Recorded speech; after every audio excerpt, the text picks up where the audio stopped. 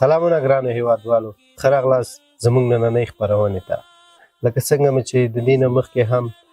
ډول ډول برنامې تاسو لپاره هم جوړې کړې وې، نن هم د مغو برنامو په تعقیب د کومک یا مساعدت برنامه لرو. نو نن راغلي یو د یو خپل بېوزله او غریب هیوادوال سره د کومک په خاطر. هغه دوست غواړم مننه وکړم له هغه دوستانو څخه چې زموږ سره په دغه راسته کې همکار دي او کومک کوي. د هغو د جملې څخه یو تن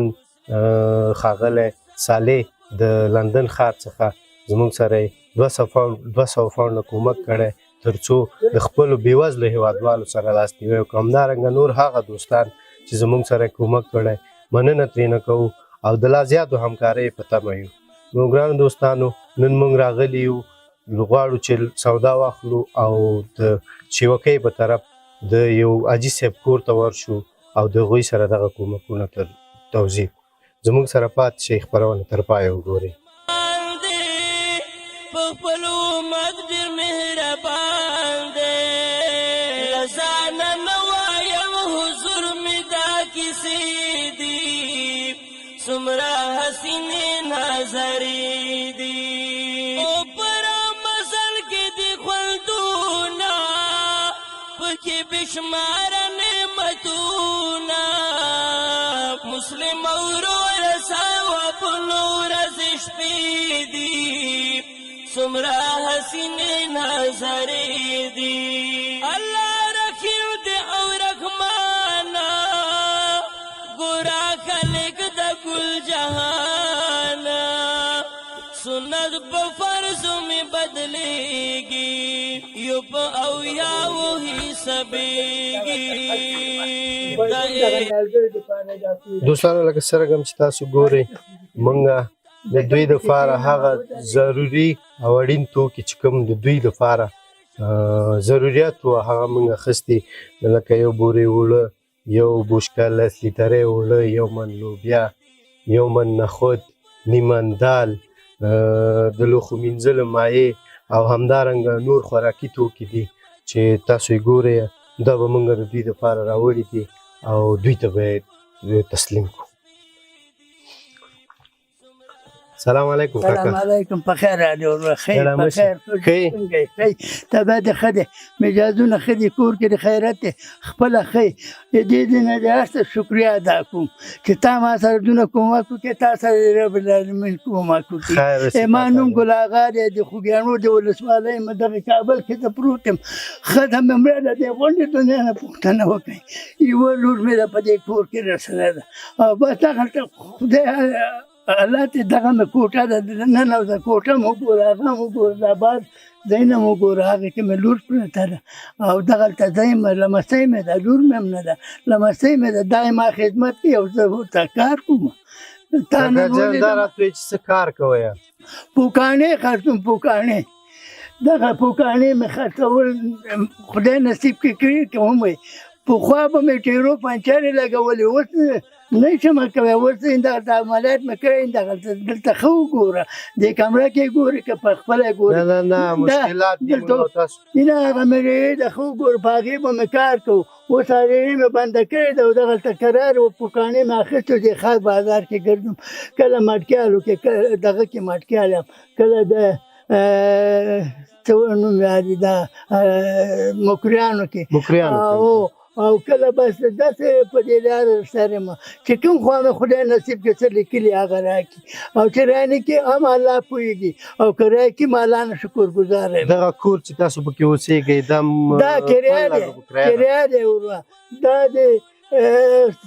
هلک به پاکستان کې او خلک مکریان کې د لمبر ما سره شته، ته موبایل کې میلاو کړه او ورته زنګ ووهه چې دا ستا رسول زه به بیل درته راوالم، بجلۍ بیلونه ما سره شته، هغې کې وګوره چې چا کور دی، لږ ودرېږه. نه خیر، څومره کرایه ورکوئ؟ دغه کار چې تاسو کوئ د دې نه پوره کېږي که نه؟ نه پوره کېږي. دې نه ما دلته کرایه ورکوله 1,500 روپۍ په دې کور کې. دغه نیالګي ما پکې کېنولي دي او دغه 11 میاشتې کرایه هم رانه نه ده اخیستې. ښه ښکاره درته وایم، زه څه درک نه لرم، څه شی به والي. او اوس یې هغلته خدای شته دی چې راغله ما ورته وویل دا کویا مغوره ته ووایستو که ښارونه پیسې ورته راغلي که داخل نه راغلي ما ورته وویل چې یو کویا وباسئ دا ونې وچېږي دغه کویا یې راته ایستلی کور آباد بچی لوی او 11 میاشتې مې نه کرایه ورکړې نه یې یو بیلونه یې داخلوم که 500 که 400 نور زه پسې نه یم خبر تاسو مخکې ویل چې تکلیف هم لرئ تکلیف څومره وخت کېږي دا تکلیف درته دا پیدا شوی تکلیف- تداوی هم کړې که نه تداوی مې کړې زه خبر نه یم چې دا چا کړې ده او په هېڅ نه پوهېږم خو یو سړي شاته موبایل نیولی و لکه تا چې اوس ما سره خبرې کوي او بس ما له زنګ ووهلو زه په دروازه کې مغه هسپتال ولاړ وم شاته مې چې وکتل یو سړی و نه ایستم عکسونه یې مې درته وایسته او نور هغه منزل ته چې وخېژولم دستي دغه خلکو سره کېناستم وایي ته راځه دلته یې نه هلته یې بورلم هغه دغه ته یې ورننه کړم بس هلته عملیات خانه او ګروپونه و حساب کتاب ما ډاکټران چې راغلل ما ډاکټران صاحبانو په دې د خدای زه هسې تکلیف نیولی یم خفه نه شئ عملیات کوئ خو شروع کوئ زه څه ته راغلی یم زه کوم ځای کې لږ بد نه لرم ډاکټرانو چاته مې دلته پچکاري چوخ کړه او نور کشکش کې خپې دې ګرمه شوې ما په ګرمښت نه پوهېږم ځان وښودو ما چې ځان وښودو خپې مې نه جګېدې ما نه جګېږي ختلې په نورې پټې ورنه کش کوي او ښځه ناسته وه هغې له په دې چورت کوم چې دا ښځه څه شی کوي دا خو وځي که نه زه خبر نه وم چې هغې دا رګونه ګنډل دا چې څیرې کړم بیا یې رګونه هغې دا ګنډلي راته وایه کاکا چې تاسو په دغه څومره فامیل لرئ او څو نفره یاستئ کاریګر زه دلته یو کس خپله یم یوه مې لمسۍ ده ښځه مې مړه شوه او په ګور ته مې دغه شېوکونه مې واده کړی او همدې شېوکو کې ښخه شوې ده او زه دغلته ځان ته یم یوه لمسۍ مې ده مشر مغه ده ما سره ما خدمت کوي او زه ورته پروت یم څه مشکلات لرئ تاسو چې په دغه راسته کې کوم هیوادوال چې داخل د هیواد کې دي یا بهر د هیواد کې دي د تاسو دغه مشکلاتو ته رسیدګي وکړي تاسو سره کومک وکړي زما ګوره کومک د موږ سره هغه رب العالمین وکړي لکه نن دا رب العالمین کړی دی چې تاسو ما سره مخ شوي او تاسو راغلی دی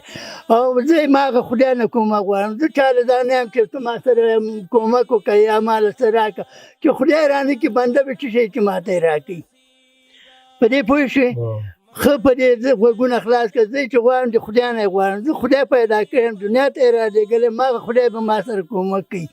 او نن ته یې مهربانه کړې تا ما سره کومک وکړې تا سره د الله کومک وکړي زمونږ وظیفه ده تاسو سره په ځواني دې برکت شه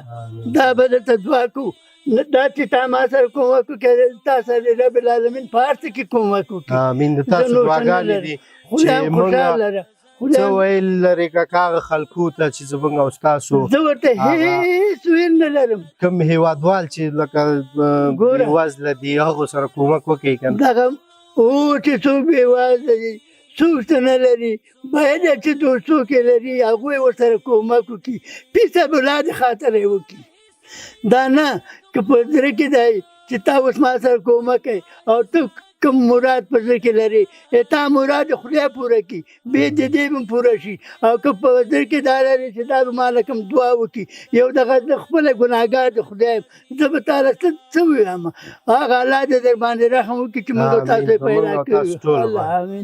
نور څه خبره نه شم کولی راځئ بچې دلته کښېنئ یو کار وکړي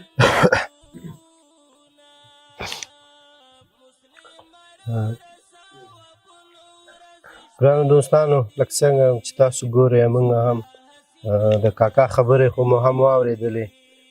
دغه د دوی کور ده دغه د دوی ژوند ده نو موږ د خپلو هیوادوالو څخه چې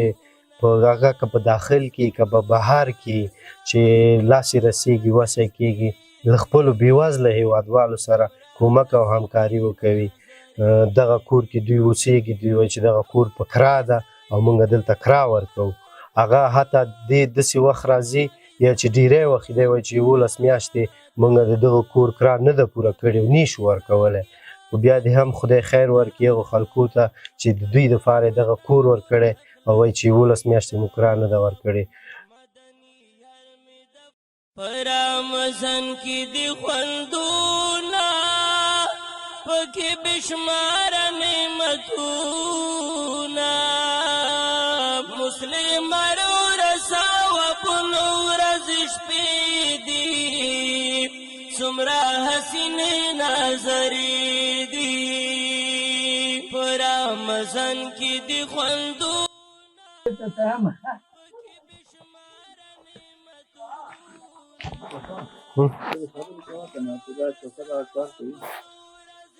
دغه پوکانې خرڅوم دغه زه ته دغه مې کار دی دغه مې بار دی دغه روزګار دی دوستانو لکه څرنګه چې تاسو ګورئ کاکا دغه بوکاڼۍ اخلي او بیا بازار کې خرڅوي نو د دغه بوکاڼیو ګټه به څه وي دومره چې کاکا وکولی چې د خپل ژوند ضرورتونه پرې باندې پوره کړي یا د خپل زندګي پرې باندې مخ ته یوسي نو دی وایي چې دومره ګټه هم نه لري خپل ژوند د زندګي پرې باندې چلوي پنځه شپږ دانې اوه دانې خرڅ کړم خرڅ نه کړم الله پوهېږي خپل روزي رسان خدای دی او که په دې پوکاڼو چې خو الله کوي ما هغه پلار یې پوره کړي ځکه چې زه به دې کې کریا ورکړم زه به دې کې ډوډۍ وخورم زه به دې کې څه شی وکړم غونډه ورځ ګرځم په دې کوڅو کې څوک عالم نه والله چې څنګه وایم که څوک والي او که خدایي څوک یو لس شل روپۍ خدای جب کې راواچي نو هغه درته نشم ویلی همدغسې یې ګور ده یو ورځ را روان و درې پوکاڼې اخیستي او یو څو روپۍ راته جب کې ایښي نو دا چا ایښي الله ایښي زه به دا ووایم کنې په دې څه شی کېږي خو اوس مې څه وکړم خپله مې اپرېشن کړی ریړې کار نه شم کولی کنې ریړې مې هغه ده ولاړه ده خو چې نه شم کولی څه وکړم ریړه کې دې څه شی خرڅول کاکا زوی مې سوپ خرڅو ما په دې کې سیوان انګور هر بد و بلا خرڅ کړي دي پېښور کې مې اووه دېرش کاله کوله یو ورځ رتوی عملیات کېږي سرجن ته دې لېږو ما په هغې ما چې دا به څه شی کوي ورنه راغلم خدای شته او دلته چې کله راغلم بیا ما هغه ریړې کې ما نصیب او ما هغه مې وکړ او خدای پسند دغه ته بیا چې کله دا شی وشو خبر نه یم والله که پیژنم چې چا دا اپرېشن وکړي چا پیسې ورکړي 50,000 که څو دوایي وه همدغسې تاسو غوندې یو سړی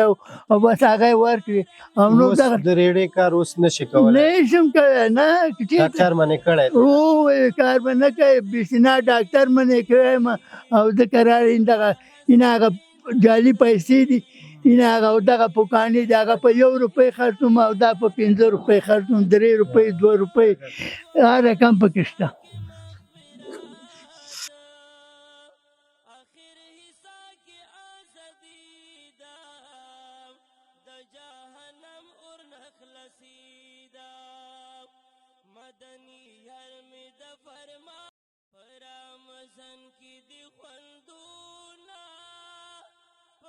دوستانو